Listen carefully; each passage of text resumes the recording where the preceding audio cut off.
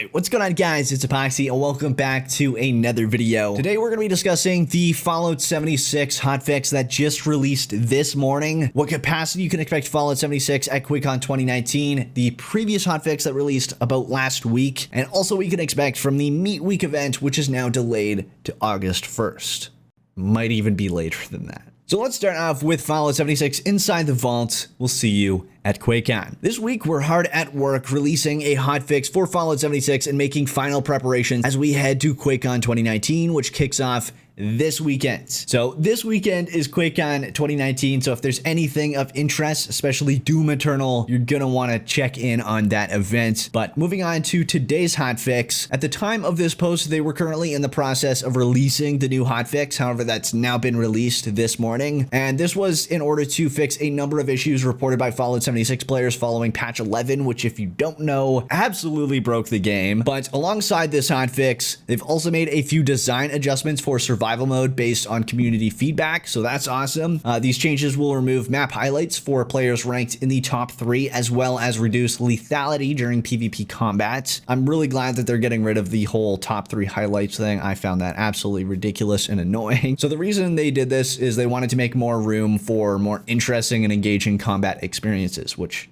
makes sense. We'll be reading through that hotfix in its entirety in just a moment, so just hold on or click the timestamp down in the comment section below. Now, they also responded to something else. They said, additionally, after reading your recent feedback and monitoring legendary item drop rate data, we've confirmed that legendary items are still dropping at a lower than intended rate in the world following the hotfix we released on July 18th. We are actively working toward a fix, but it's important to us that we get this right. As a result, it may take a few additional days to address this issue. Hopefully it's not going to take a week. And we'll be sure to let you know once we are confident that rates have risen back to pre-patch 11 levels. Sometimes I feel like they do this stuff on purpose to push the upcoming microtransactions, but moving on. Finally, the hotfixes we've released following patch 11 are going to result in a slight delay for patch 11.5, which contains the upcoming Meat Week event, which is the new seasonal event that is coming. They're currently targeting Thursday, August 1st for this update, but they will keep us updated if that changes. So it might be delayed. Heck, maybe it could be sooner. I doubt it, but I feel like it'll probably be delayed. Now, as for QuakeCon 2019 event details, this year QuakeCon is taking North America and Europe by storm as they invade Dallas, Texas, London, England during an action-packed weekend filled with game news, tournaments, shows, and community activities. Of course, Fallout 76 will be returning this year with a developer panel, nuclear winter tournaments, and more. I personally just care about the developer panel and hearing about what is to come for Fallout 76 for the rest of the year, and getting some more details on the stuff that we already know about. So their first panel, which is Our Future Continues, What's Next for Fallout 76 panel, that is at 10 a.m. CDT on Saturday, July 27th. You can join team leads from Bethesda Game Studios at the main stage as they share details about our upcoming plans for Fallout 76 through the rest of 2019 in Our Future Continues, What's Next for Fallout 76 panel. If you're planning to watch from home, you can watch it, the entire panel live by tuning into their Twitch or their Mixer. So that is a heads up. I'll also leave those linked down in the description below so you don't have to actually go to this article in order to check those out. But also this will be linked as well. So if you want to check out this entire article in full, you can go ahead and do so. Now, what I find most interesting is that they said, as mentioned previously, we'd like to answer some of your most burning Fallout 76 questions during the panel. Head to our thread on the official Fallout 76 forums to post your questions before Saturday. I really hope they get into some juicy ones, but they probably will avoid those. Now, moving on to the Fallout 76 hotfix notes for today, July 25th, 2019. This is the brand new hotfix that fixes a lot of the issues that came with patch 11.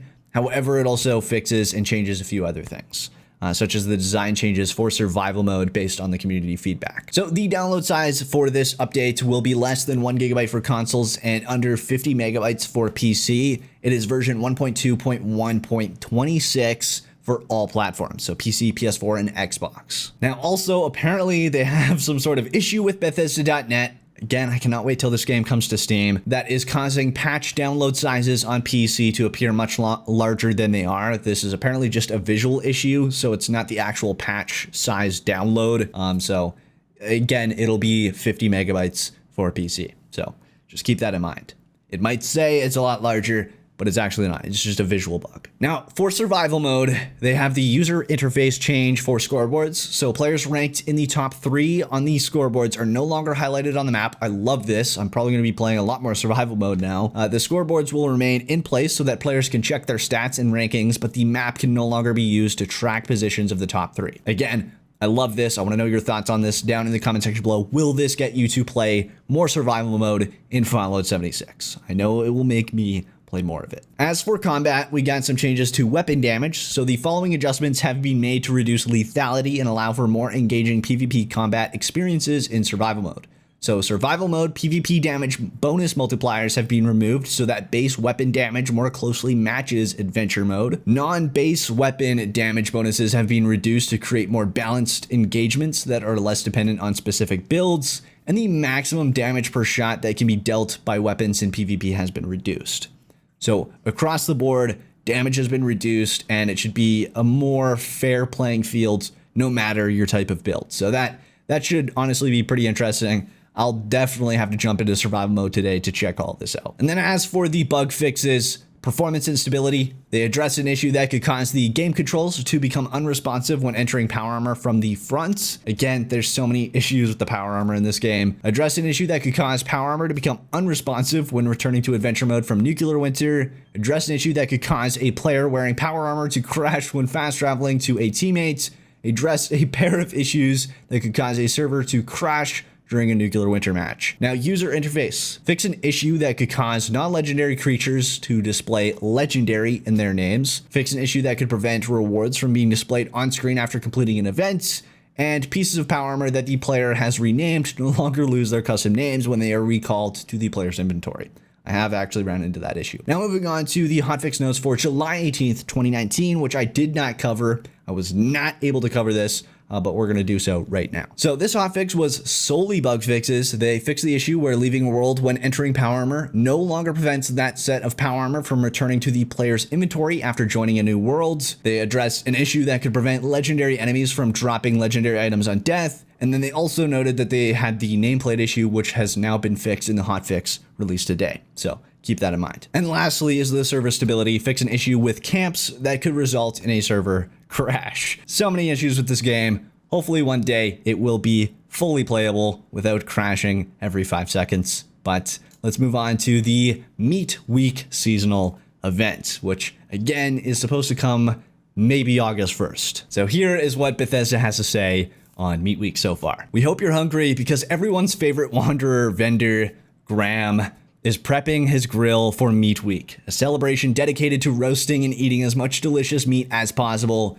Luckily, humans are the guest list rather than the menu, which is honestly kind of surprising. Graham is eager to throw the best party he possibly can for dwellers throughout Appalachia, but he needs your help to gather enough food for everyone to get their fill and to make sure the cookout goes smoothly. So Meat Week consists of 2 separate but related events, Primal Cuts and Graham's Meat Cook. Starting with Primal Cuts, to throw a proper feast, you have to start with the highest quality ingredients.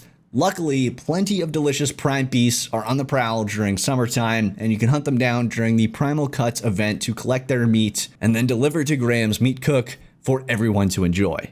Primal Cuts will begin every 15 minutes and will appear in 3 separate locations on the map at once. Each location features different creature types and difficulty levels so that novice and veteran wasteland explorers alike have plenty of opportunities to collect some prime meat for the main course, along with some XP and caps. Once you've gathered up some prime meat, be sure to head to Graham's Meat Cook, where you can add it to the grill to receive some legendary script for your efforts. I love that they're rewarding us with legendary script. I think that's awesome. Now moving on to Graham's Meat Cook. I'm sorry if I keep flip-flopping on how I pronounce his name. It's just one of those names, man, okay? I can't wrap my brain around it. But anyways, beat the summer heat by heading to the forest for Graham's Meat Cook, which will begin every hour. Graham will have his hands full manning the grill, and he'd really appreciate your help with a variety of activities like cleaning up leftovers, gathering feed for 𝗦𝗨𝗣𝗣𝗢𝗡, extinguishing brush fires caused by Graham's haphazard cooking, and providing some musical entertainment, among others. If you and the other attendees manage to make the party a hit, Graham will reward you with some barbecue-themed loot to show his gratitude. The more successful the party, the higher the chance you'll receive better loot. You can complete this event as many times as you like, and feel free to leave your weapons at home because you won't encounter any nasty creatures in the meat cook. They're all afraid of 𝗦𝗨.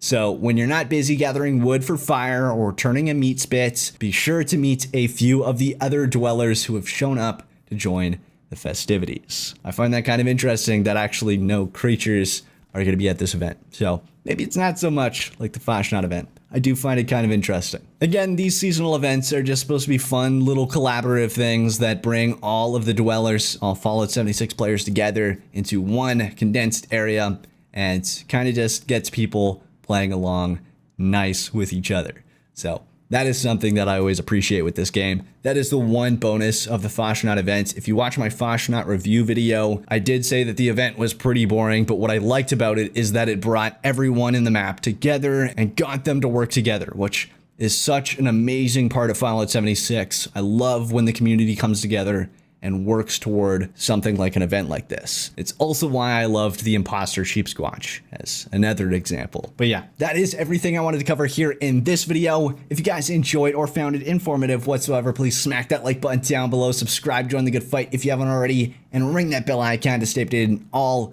of my future videos. It'd be super greatly appreciated as always. And until next time, this is Apoqsi signing off.